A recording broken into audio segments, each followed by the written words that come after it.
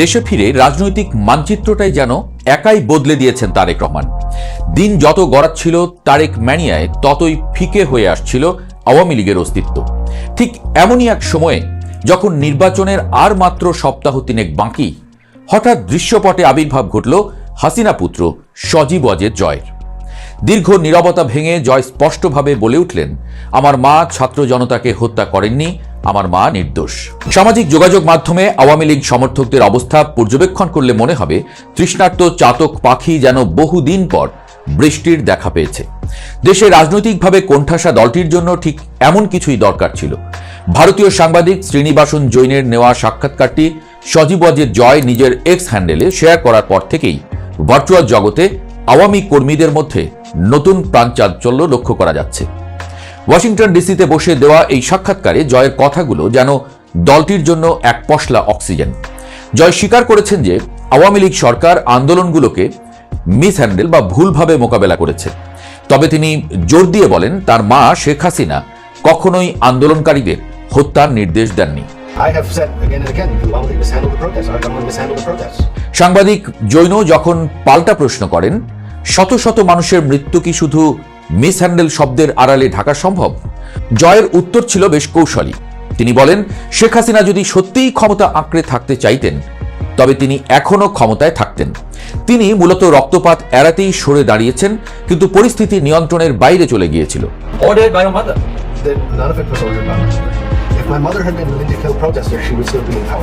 2024-এর জুলাই আগস্টের গণ অভ্যুত্থানের পর থেকে দল হিসেবে আওয়ামী লীগ যে গভীর অন্ধকারের ছায়ায় চলে গিয়েছিল, জয়ের এই যুক্তিগুলো সেখানে কিছুটা হলেও প্রলেপ দেওয়ার চেষ্টা করছে। নির্বাচন ও দলের বর্তমান অবস্থান নিয়েও জয় খোলামেলা কথা বলেছেন, যেখানে মিশেছিল সাফাই এবং ক্ষোভ। 2018 সালের নির্বাচনে কিছু অনিয়ম হওয়ার কথা স্বীকার করলেও জয়ের দাবি, সুষ্ঠু ভোট হলেও আওয়ামী লীগই জিতত। আর 2024-এর নির্বাচন বয়কট ছিল বিরোধীদের নিজস্ব সিদ্ধান্ত। কিন্তু তার কণ্ঠে বর্তমান অন্তর্বর্তীকালীন সরকারের প্রতি তীব্র ক্ষোভ ফুটে উঠেছে। তিনি অভিযোগ করেন, ইউনূস সরকারের অধীনে আওয়ামী লীগকে নির্বাচনে অংশ নিতে দেওয়া হচ্ছে না, যা অগণতান্ত্রিক। তার দাবি, বর্তমান সরকার আওয়ামী লীগ কর্মীদের হত্যা করছে এবং সন্ত্রাসীদের মুক্তি দিচ্ছে। সাংবাদিক জৈন যখন জানতে চান, আওয়ামী লীগ কি নির্বাচনে সহিংসতা ঘটাতে পারে, জয়ের উত্তর ছিল, তারা শান্তিপূর্ণ প্রতিবাদ চান, কিন্তু দমন পীড়ন চললে পরিস্থিতি সহিংস হতে পারে। রাজনৈতিক বিশ্লেষকরা মনে করছেন, 2025-এর পর থেকে জয় যেভাবে নিজেকে আওয়ামী লীগের প্রধান মুখপাত্র হিসেবে উপস্থাপন করছেন এবং বর্তমান সরকারকে অবৈধ ও নির্বাচনকে কারচুপি বা রিগড বলে আখ্যা দিচ্ছেন, তা তার রাজনীতিতে সক্রিয় ফেরারই স্পষ্ট ইঙ্গিত। পুরনো দুর্নীতির অভিযোগগুলো উড়িয়ে দিয়ে জয় বলেছেন, তার বা তার পরিবারের বিরুদ্ধে কোটি কোটি ডলার দুর্নীতির কোনো প্রমাণ নেই। তার দাবির সপক্ষে তিনি FBI এর তদন্তের কথা উল্লেখ করেন, যা তার মার্কিন নাগরিকত্বের সময় করা হয়েছিল।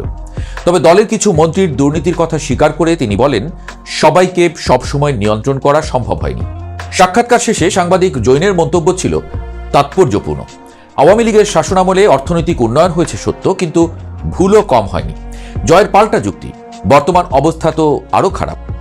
2026-এর 12 ফেব্রুয়ারির নির্বাচনে আওয়ামী লীগ কার্যত নিষিদ্ধ বা সাইডলাইনড হলেও জয়ের মতো নেতারা দল পুনর্গঠনে মনোযোগ দিচ্ছেন।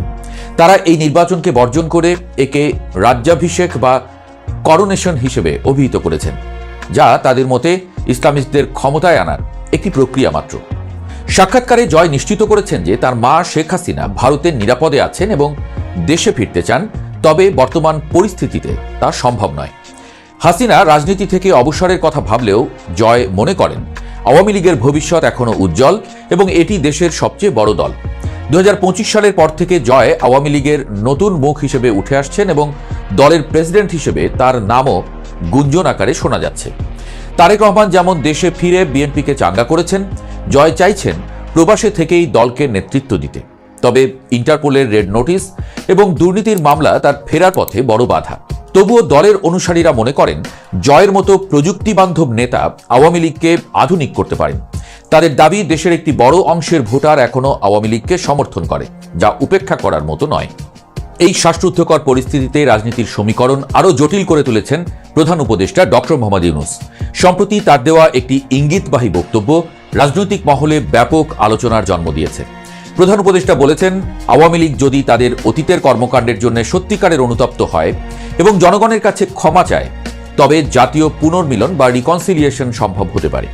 এই বক্তব্যটি যেমন এক দলকে আশাবাদী করছে, তেমনি বিপ্লবের আকাঙ্ক্ষা লালন করা বড় একটি অংশের মনে ক্ষোভও জন্মাচ্ছে।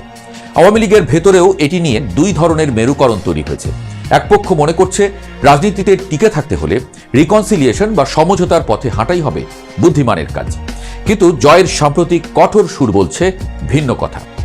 তিনি যেন ক্ষমা চাওয়ার বদলে নিজেদের নির্দোষ প্রমাণের লড়াইয়ে বেশি মনোযোগী।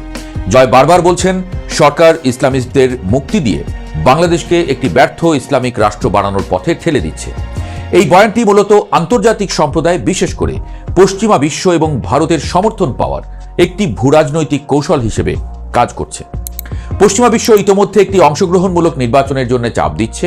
এমনকি যুক্তরাষ্ট্রের কয়েকজন প্রভাবশালী লবিস্ট এবং আইনজীবী দাবি তুলেছেন যে কোনো রাজনৈতিক দলকে নিষিদ্ধ রেখে একটি স্থিতিশীল গণতন্ত্র প্রতিষ্ঠা করা যায় না। তারা আওয়ামী লীগের উপর থেকে রাজনৈতিক নিষেধাজ্ঞা তুলে দেওয়ার পক্ষে সোচ্চার হচ্ছেন। এর পেছনে ভারতের জোরালো সমর্থন এবং আঞ্চলিক নিরাপত্তার প্রশ্নটিও জড়িয়ে গেছে, কারণ ভারত কোনোভাবেই বাংলাদেশে কট্টরপন্থীদের উত্থান দেখতে চায় না, আর আওয়ামী লীগ সবসময় নিজেদের ধর্মনিরপেক্ষ শক্তির ঢাল হিসেবে জাহির করে এসেছে।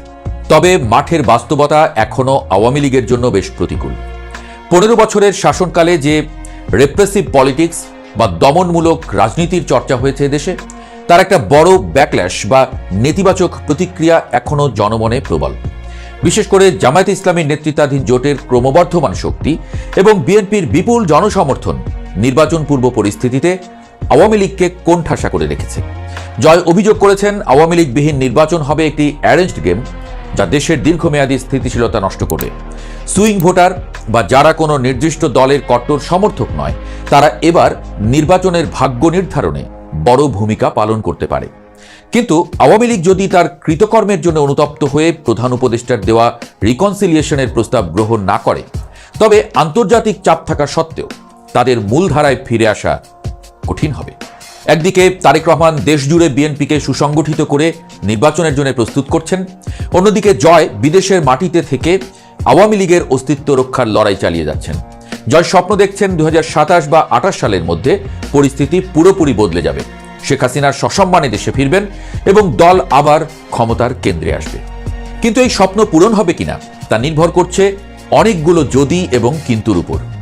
ইউনূস সরকারের পরবর্তী পদক্ষেপ, ইসলামিস্টদের উত্থান নিয়ে জনগণের ভয় এবং ভারতের প্রত্যক্ষ বা পরোক্ষ সহযোগিতা, সব মিলিয়ে বাংলাদেশের রাজনীতি এখন একটি বড় ধরনের ফ্লাক্স বা অস্থিরতার মধ্য দিয়ে যাচ্ছে।